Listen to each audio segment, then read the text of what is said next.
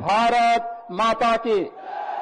वंदे वंदे वंदे। नमः पार्वती पतिये हर हर।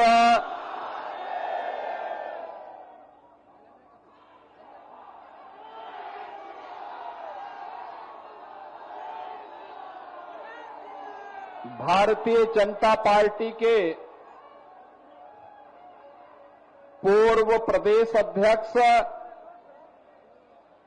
बिहार सरकार के मंत्री सिवान विधानसभा क्षेत्र से एनडीए के प्रत्याशी श्री मंगल पांडे जी,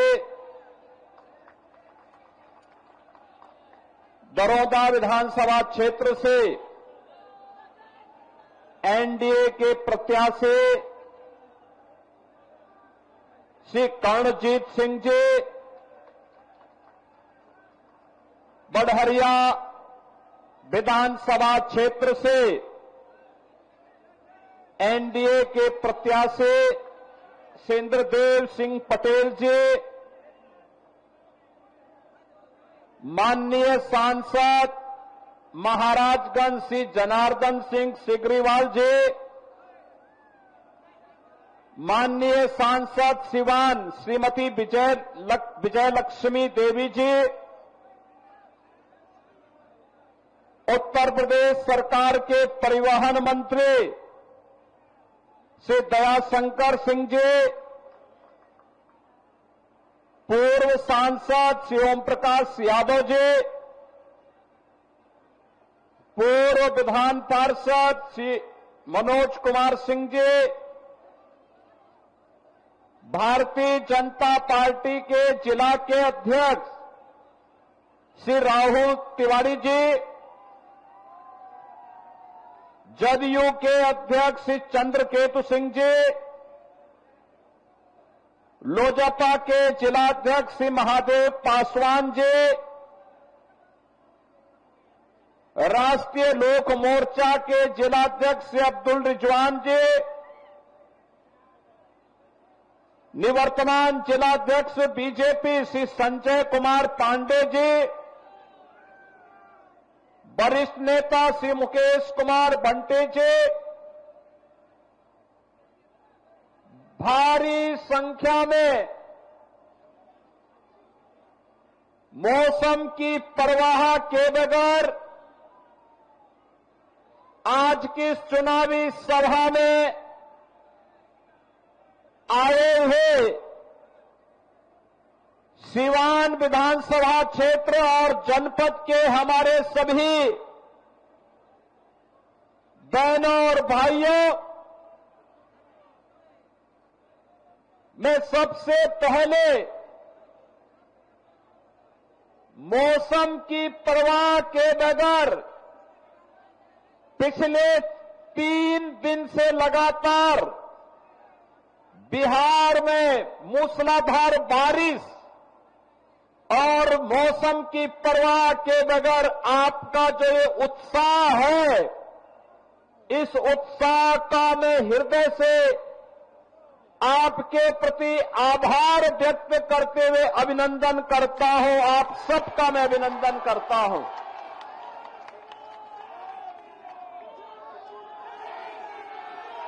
बहनों और भाइयों, मैं परसों रघुनाथपुर में आया था और रघुनाथपुर में मैं इसलिए आया था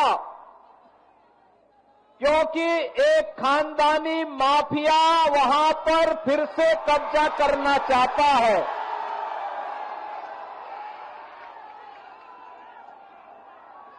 उत्तर प्रदेश में तो हमने बुलडोजर से रौंद रौंद करके इन माफियाओं की कचमूर निकाल करके उत्तर प्रदेश की धरती से जहन्नुम के रास्ते उनके खोल दिए हैं।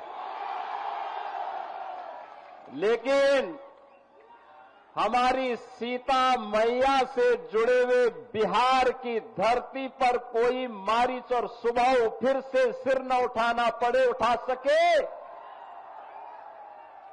लेकिन जब मैं उस दिन आ रहा था तो बड़ी बारिश शुरू हो गई थी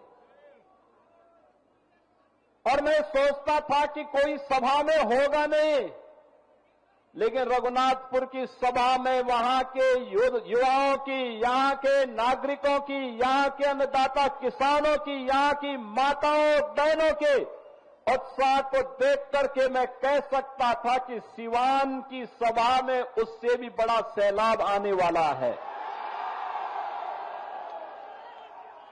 और मुझे विश्वास था। और मैं जब लखनऊ से आज प्रातः चला तो लोगों ने कहा कि सिवान में लोग नहीं आएंगे। मैंने कहा देखो, मेरे आने के पहले 50,000 की भीड़ वहां पहुंच चुकी होगी, इसकी चिंता मत करो, वह बिहार है।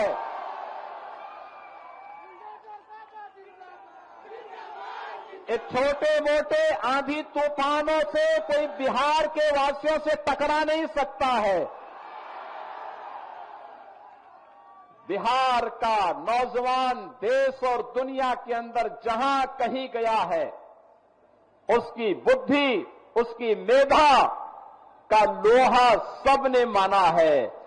लेकिन अब समय आ गया है, समय आ गया है। पिछले 20 वर्ष में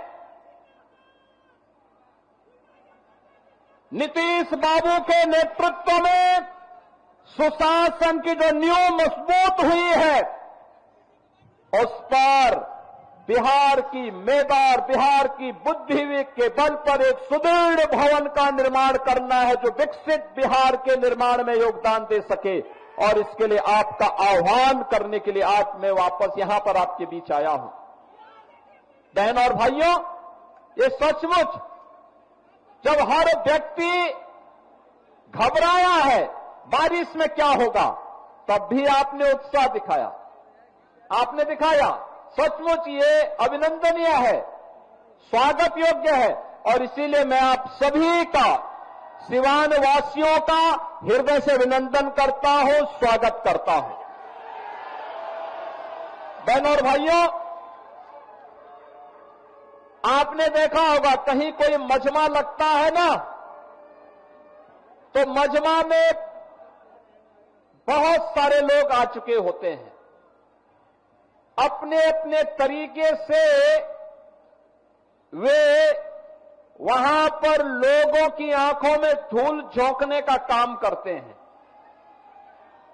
लेकिन याद रखना, जिन लोगों ने बिहार के सामने पहचान का संकट खड़ा किया था, जिन लोगों के कारण सिवान वासी भय और दहशत के माहौल में जीने के लिए मजबूर हुए थे, उन लोगों को दोबारा बिहार में वापस आने नहीं देना है, किसी भी हालत में नहीं आने देना है।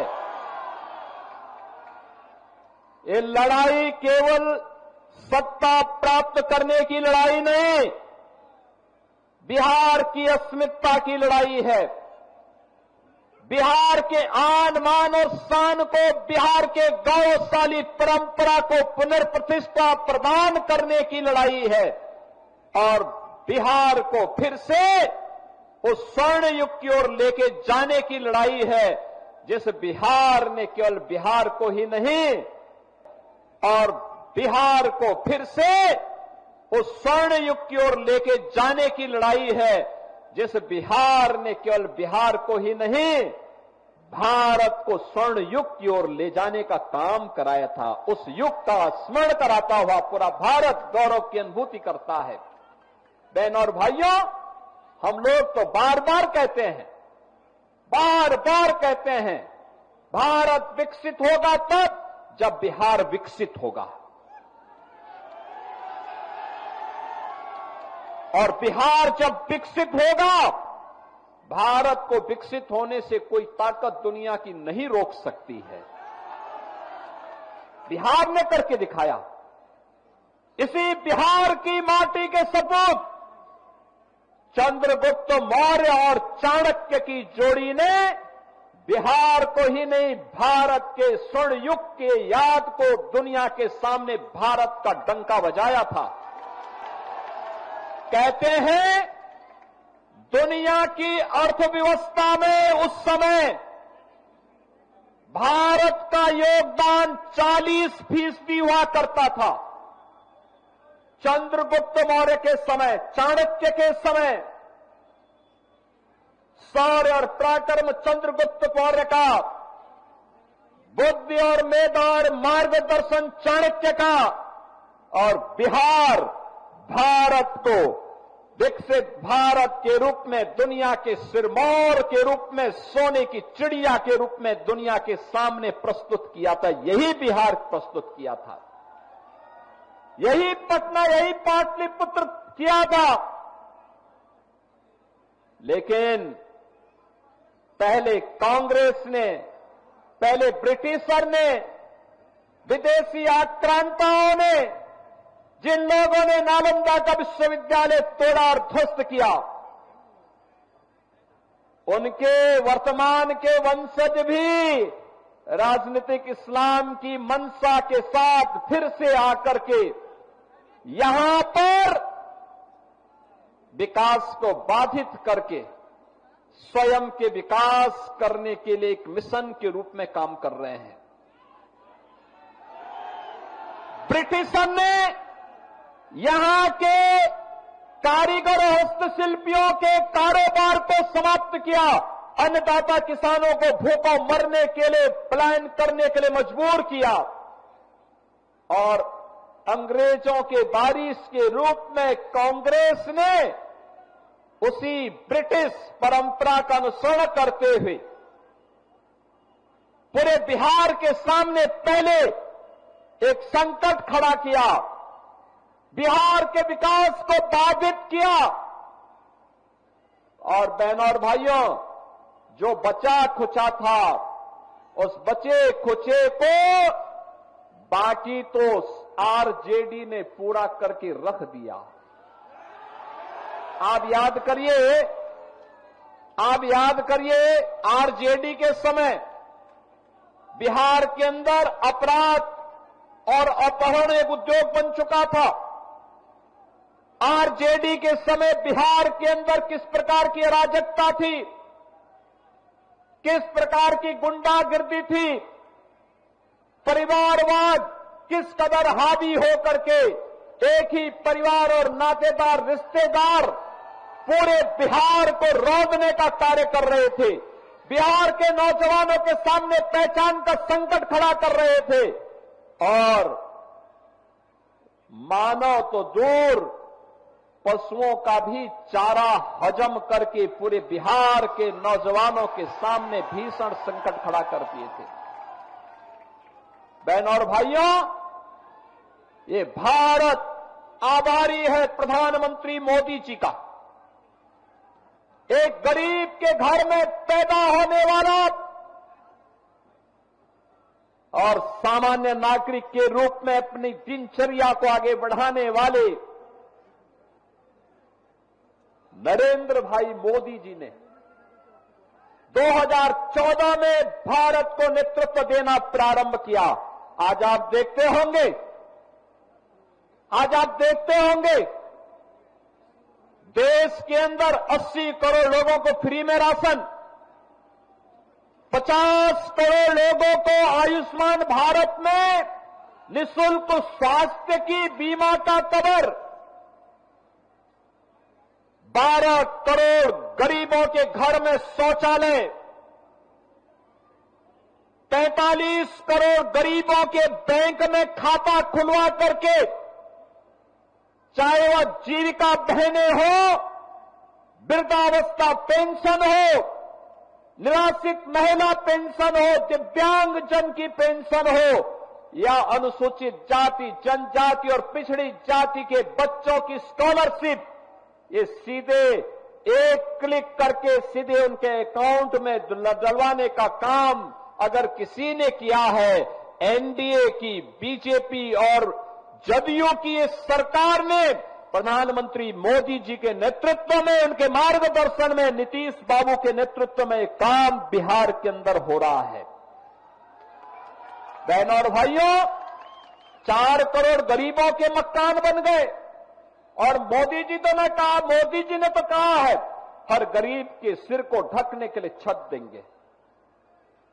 ये काम कांग्रेस ने क्यों नहीं किया?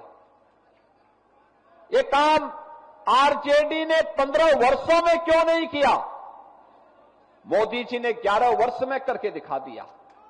बहनों और भाइयों, आज जो लोग इंडी गठबंधन के रूप में आपके सामने आ रहे हैं, ये लोग विरासत को गाली देते हैं, विकास को बाधित करते हैं और गरीबों के कल्याण के लिए चल रही इन योजनाओं में फिर से डकैती डालने का और उसे हजम करने की रणनीति के तहत ये लोग सत्ता में काबिज होना चाहते हैं।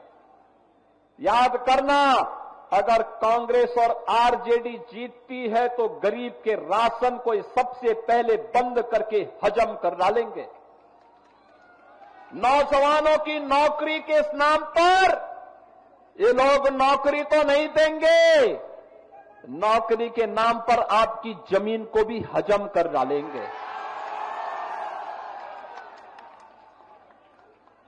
ये लोग विकास तो नहीं कराएंगे, लेकिन विकास के नाम पर माफिया राज को फिर से ला करके नग्न तांडव करवाने का कार्य सीवान के अंदर और बिहार के अंदर फिर से करने का कार्य करेंगे।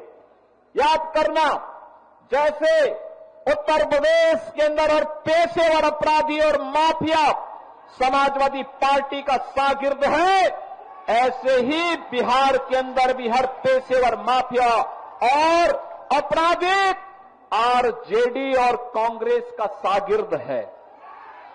इनको पनपने नहीं देना है, कतई पनपने नहीं देना है, आगे नहीं बढ़ने देना है, क्योंकि आप इनको जब भी आगे बढ़ने का अवसर देंगे, बहनों और भाइयों, ये गरीब के हक पे डकैती डालेंगे। बहन और बेटियों की सुरक्षा पर ये लोग सेंध लगाएंगे, नौजवान के रोजगार को छीनने का कार्य करेंगे और अन्नदाता किसानों की खुशहाली को ये लोग हर हाल में रौंदने का कार्य करेंगे। इनको किसी भी स्थिति में आने नहीं देना है और इसके लिए मैं आप सभी सिवान के अपने बहन और भाइयों का आह्वान करने के लिए आज लखनऊ से विशेष रूप से आया हूं। बहनों और भाइयों, मैं तो आपसे पूछना चाहता हूं, ये कांग्रेस के लोग, ये कांग्रेस और आरजेडी के लोग, ये वही लोग हैं जिन्होंने भगवान राम की रथ यात्रा को रोकने का काम किया था। ये वही लोग हैं जिन्हें भगवान राम और भगवान कृष्ण की विरासत पर गौरव की अनुभूति नहीं होती, जिन्हें बुद्ध की परंपरा पर गौरव की अनुभूति नहीं होती, जो लोग डॉक्टर राजेंद्र प्रसाद जी का, जिन लोगों ने डॉक्टर राजेंद्र प्रसाद जी का, लौह पुरुष सरदार वल्लभ भाई पटेल जी का, बाबा साहब डॉक्टर भीमराव अंबेडकर जी का, लोकनायक जयप्रकाश नारायण जी का और कर्पूरी ठाकुर जी का जिन लोगों ने अपमान किया हो, वे कांग्रेस के लोग। आज आवश्यकता पड़ती है कैसे इन लोगों ने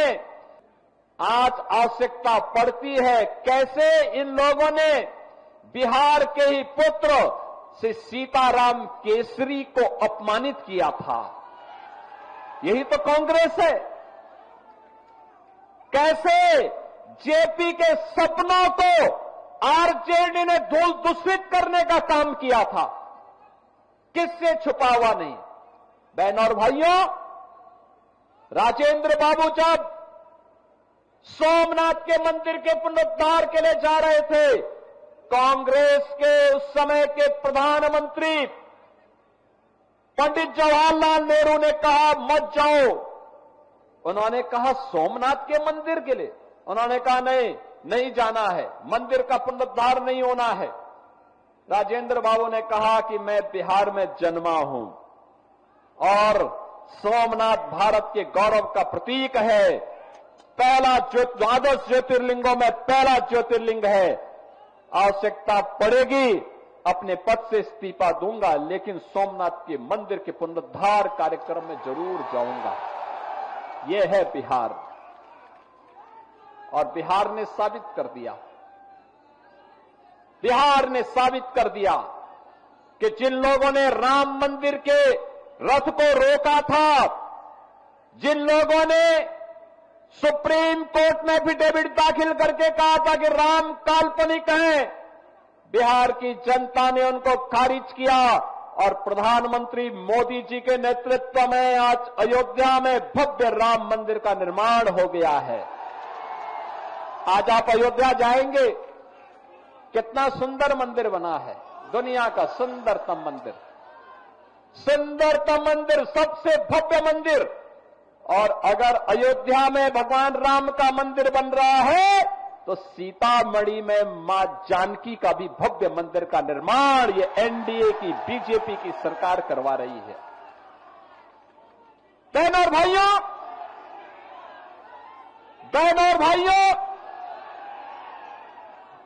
भगवान राम मां जानकी को लेकर के जिस मार्ग से अयोध्या गए थे, उस मार्ग को भी ये एनडीए की सरकार राम जानकी मार्ग के रूप में बना रही है। 6,155 करोड़ रुपए दे दिए हैं, कार्य युद्ध स्तर पर चल रहा है। अब बिहार अपनी पहचान के लिए मोहताज नहीं है।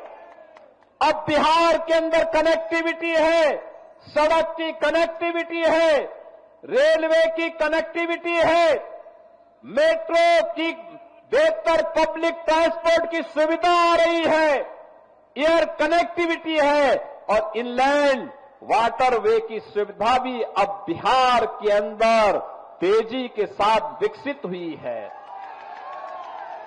अब बिहार के अंदर स्कूल बन रहे हैं, कॉलेजेस बन रहे हैं, इंजीनियरिंग कॉलेजेस बन रहे हैं, मेडिकल कॉलेजेस बन रहे हैं।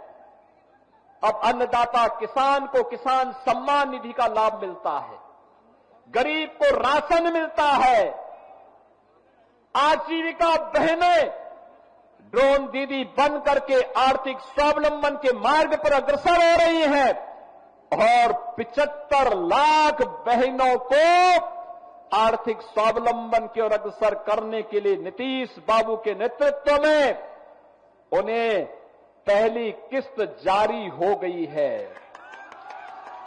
बहनों और भाइयों, ये एनडीए है, बोलता कम है, करके दिखाता है। ये झूठे वायदे नहीं करता, पहले करता है फिर बोलता है। हमने कहा था ना कि रामलला हम आएंगे, मंदिर वहीं बनाएंगे, हो गया ना। एनडीए ने कहा था ना यूपी में कि आएंगे, माफिया राज यूपी का समाप्त करेंगे, दंगे फसाद समाप्त करेंगे। बहनों और भाइयों, 8.5 वर्ष में एक भी दंगा नहीं हुआ और अगर किसी ने दंगा करने का साहस किया तो उसको तो जेल के अंदर ठोसा ही, उनकी पूरी प्रॉपर्टी भी कब्जे में लेकर के गरीबों के आवास बना दिए गए। अब यूपी में दंगा नहीं, सब चंगा है। अब यूपी में दंगा नहीं कर सकता कोई। पर्व और त्योहार के पहले, दंगाई के पहले की उसको बता दिया जाता है कि भाई दंगा करोगे तो खानदानी पूरी प्रॉपर्टी भी जाएगी, कहीं भीख भी नहीं मिलेगी। बहनों और भाइयों, और हमने कहा था ना, माफिया राज सदैव के लिए समाप्त करेंगे और बहुत अच्छे ढंग से उनके जहन्नुम के टिकट काटे गए। बहुत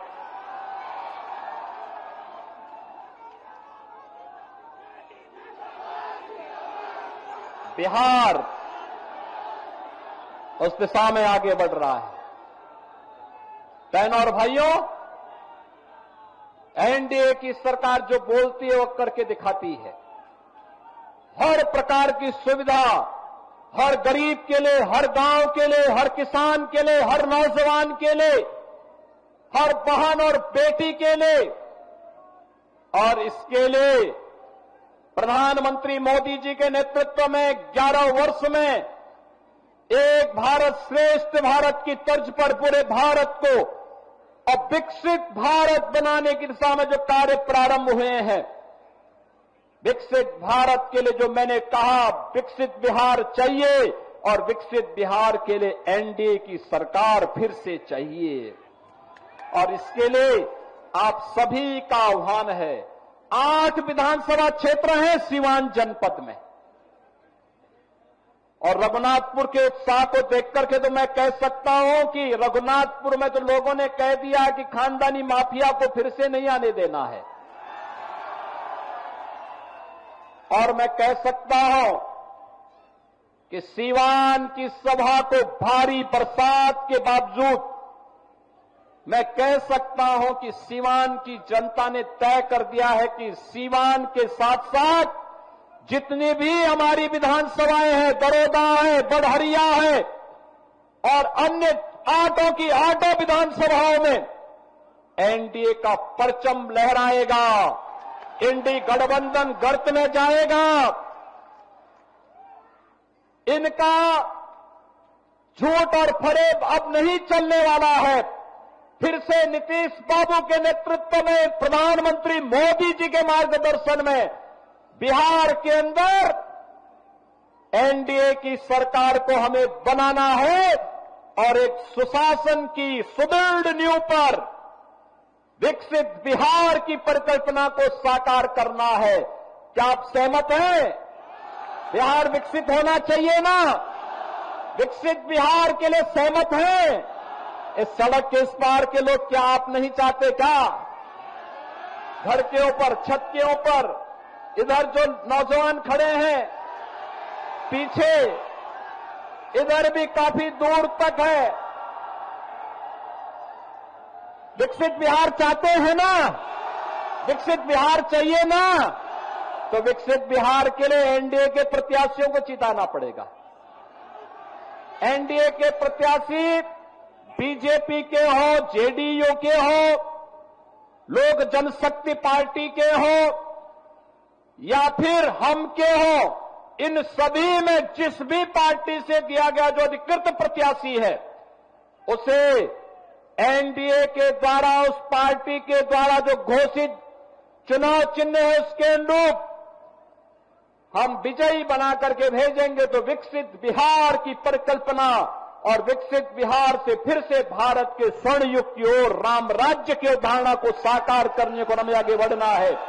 इस विश्वास के साथ आप सभी के प्रति हृदय से आभार व्यक्त करते हुए इतनी भारी बारिश के बाद आपका जो उत्साह अभिनंदनीय है, आपको मैं हृदय से धन्यवाद देते हुए वाणी को देता हूं विराम। मेरे साथ बोलेंगे जय श्री राम। जय